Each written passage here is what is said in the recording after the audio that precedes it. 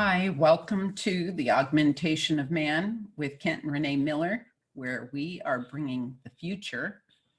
And today we're going to talk about the beginning of all that is. We've done this before, but we're going to do it again. Now, and we're not talking about this video, but No. we're talking about humanity and where we're going. How do we get back to the Renaissance period? Well, it's not really the Renaissance. How do we get back to ourselves? Yeah, that too. So where our higher self is in control. But we're not going to talk about the higher self today. We're going to be talking about what is going on here. This is being taken out of Chapter 2, the acquiescence of humanity. And chapter 1, a little at the end of chapter 1 and beginning of chapter 2. And so if you want to follow along, if you have a copy of the book, go ahead and follow along. It is on Amazon if you are interested in getting a copy for yourself. First of all, we should define all that is, which you've heard us talk about for many years now, and which I have gotten many times from the very beginning of my meditation until now. It's also something that's used in ancient books like the Bible, right? Yes, all that is. What is all that is? All that is the Creator. All that is, all that was, and all that will be. And so when we're talking about the Creator, we're talking about this intellectual energy being. And through the Big Bang, part of that energy and that intellectual consciousness was converted from energy into mass. Well, it's a quantum of all understanding. This energy, Creator, is the quantum of all understanding, far beyond far beyond the human understanding. Yes, at our level, we just can't comprehend the vastness of the being that we know as the Creator. We say being because we don't know the exact words to call this all that is, the Creator. In the Hindu tradition, they call the Creator the infinite. And I think that's kind of a better explanation because infinite is far beyond our understanding. Yeah, it really gives that that understanding that we really have no idea of the intelligence and the knowingness and the understanding and the love that is involved with God, the Creator. And so when we talk about all that is, it is the totality of all consciousness and all vibration, because vibration is directly related to levels of understanding. And so that is at any given moment. So if the purpose of creation is the constant expansion of universal consciousness, so we're talking about the totality of consciousness, of all consciousness throughout all of creation at any given moment, because it is not static. It's not at a standstill. It is completely evolving and changing and morphing and expanding. All time. At all time. Yes. And so when you're talking about all that is, you're talking about the sum totality of all of that intellectual understanding at any given moment in time. So there are many things going on throughout creation that we do not understand as humans, that are part of the oneness of connecting all information. We have access to much of the information. Do we want to take that and tap into it? Or do we not care and just relate to what we do here? But communication is other entities outside of Earth communicate telepathically. We don't understand anything else but verbal communication. And we will have to learn the telepathic communication. Actually, what you're doing is receiving telepathic communication, and it's in the form of vibrational thought waves. So just to back up a moment, is that the Creator created everything. And that includes this structural network that is known as all the planets and everything out there in the universes.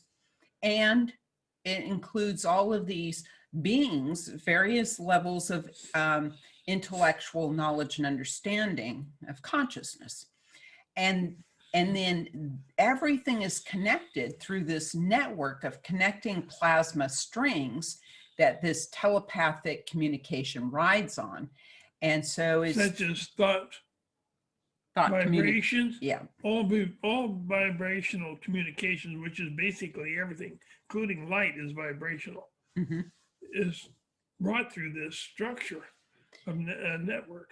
So it's a network of communicating entities. You have teachers and you have students, and these teachers communicate telepathically to the student who's looking for the information, and well, not just looking and expanding, willing to accept, open themselves to the communication. You can be looking for communication, but you're not going to be, you don't open yourself to the communication. I guess what I should be saying is that they're looking for answers. So you have, there's an old saying that the teacher will arrive when the student is ready. And this is, it is quite true that the student is somebody who is searching for those answers, and they produce this bright light, and the spirit guides can see that and understand that these people are looking for answers, and they start to communicate with them or align things in their path so that the student can find those answers. So why did God the Creator create the entirety of the universe? And the reason is strictly to advance knowledge, understanding, and wisdom. And hopefully we take advantage of it. Humanity has not taken advantage of it for thousands of years. There are a few that have taken advantage of it, but mankind or humanity has come to a standstill on the conscious evolution of all that is. So what are the reasons? Why has humanity become such a standstill in wisdom and knowledge and understanding? There's a few reasons, and these were identified by our guides. One is that we've become lazy. You let the dust grow upon your feet. In other words, you haven't moved your feet. You just stand in one spot. I think the way they worded it was that we've let the dust accumulate on our boots or something to that effect. Secondly, is that we have become too distracted with the material world. And so that has hindered our spiritual progress. There are a lot of teachings out there that disguise spirituality as the acquisition of the material goods. Now, there's nothing wrong with having some things that you maybe need, maybe want, but the negative part is wanting way more than you really need. Right. So as our guides say, it's not what you want, it's what you need. And that all ties into how we interact with the earth and how we preserve the earth. Because if we are the consumers, everything we buy has to be mined out of the earth, and everything gets thrown back into the earth in its man-made form when we're done using it. And humanity is supposed to be the guardian of this earth. We're supposed to be the good stewards. Yeah, good stewards, which they are not. Right. And so the third reason is that there are a lot of negative entities here on Earth at this time, and they have misled us through diverting the flow of truthful information. And so just to back up so that people are clear, negative energy and negative beings work to obstruct the flow of greater understanding. Positive beings and positive energy are all about the expanding consciousness and that flow of understanding and information. Yeah, and those negative energies can be either human or non-human. There are both out there. Yep. And so there's a lot of entities on this earth today, human and non-human, who are obstructing the free flow of information. And they can be found in the media, they can be found in big tech, big corporations, our government, governments around the world, in all professions, and they're working collaboratively together in order to control the population. Now the population has been so controlled for so long, now they do not recognize they're being controlled. Right. They have been controlled for hundreds, if not thousands of years.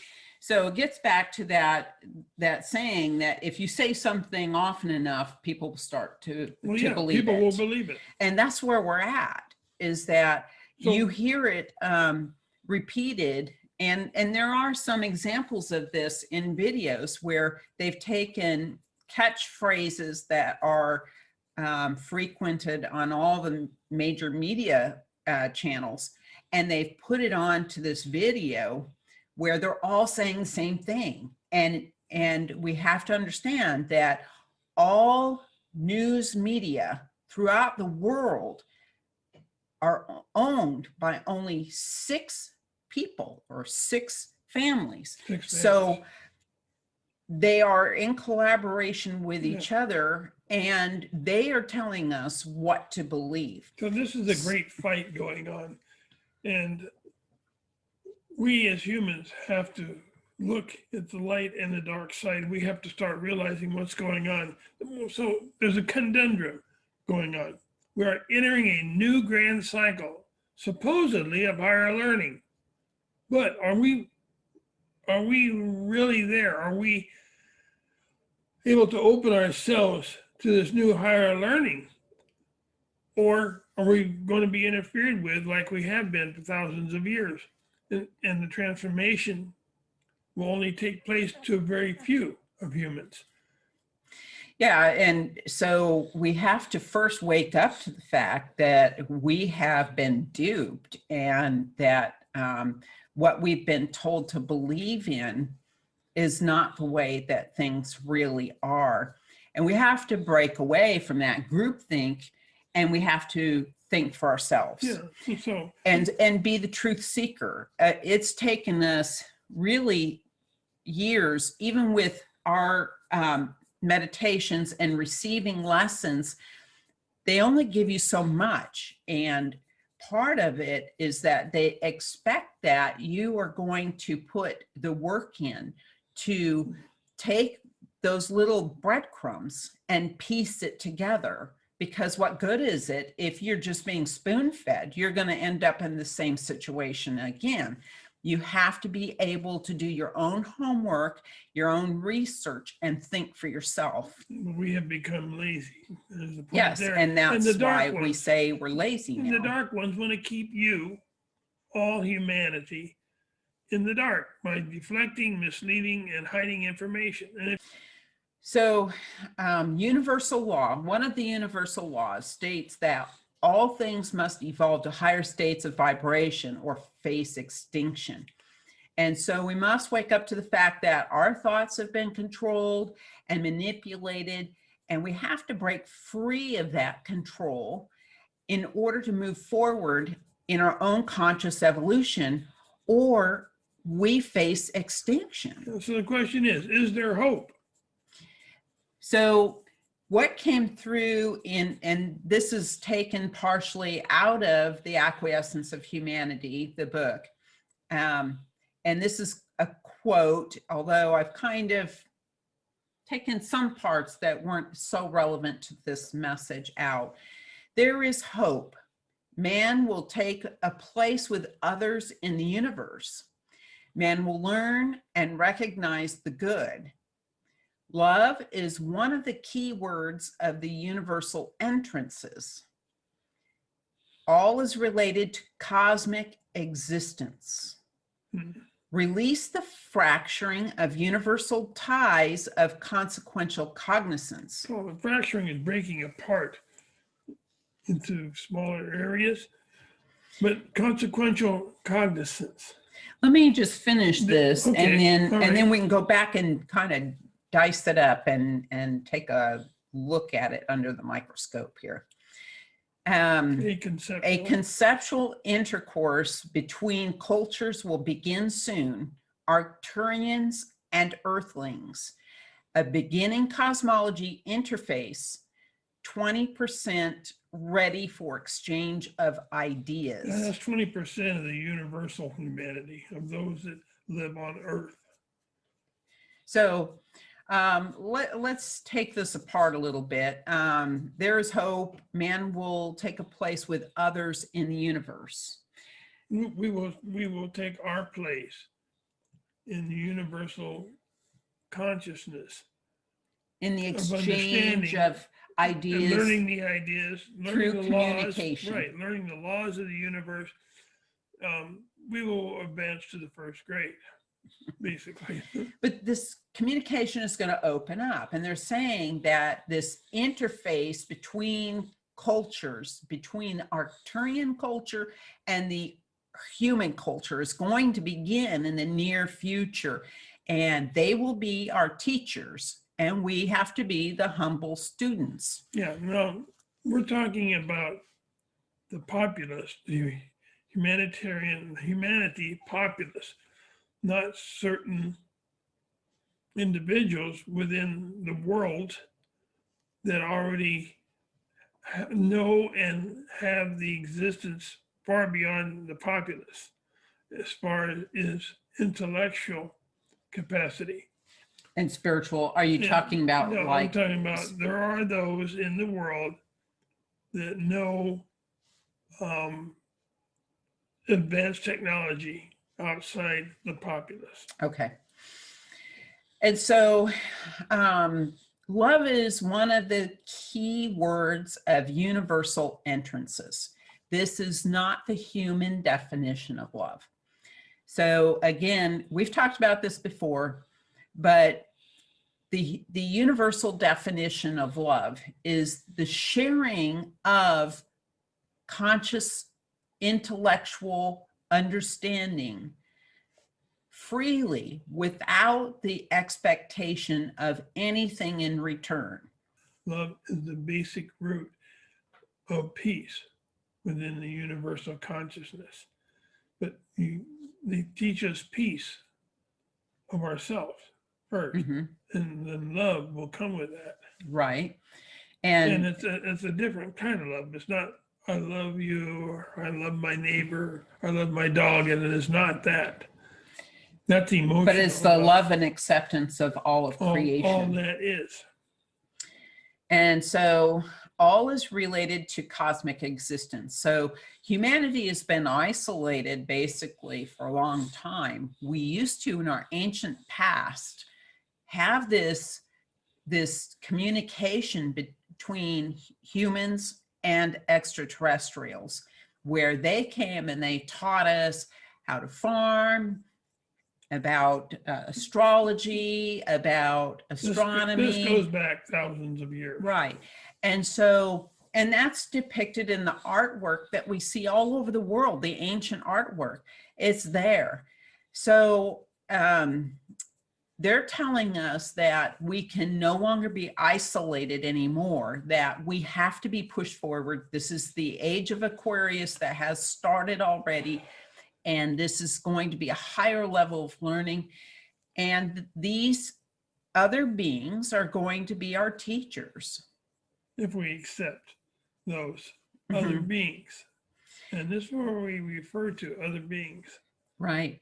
So the release the fracturing of universal ties of consequential cognizance. Now, this is kind of one of those what?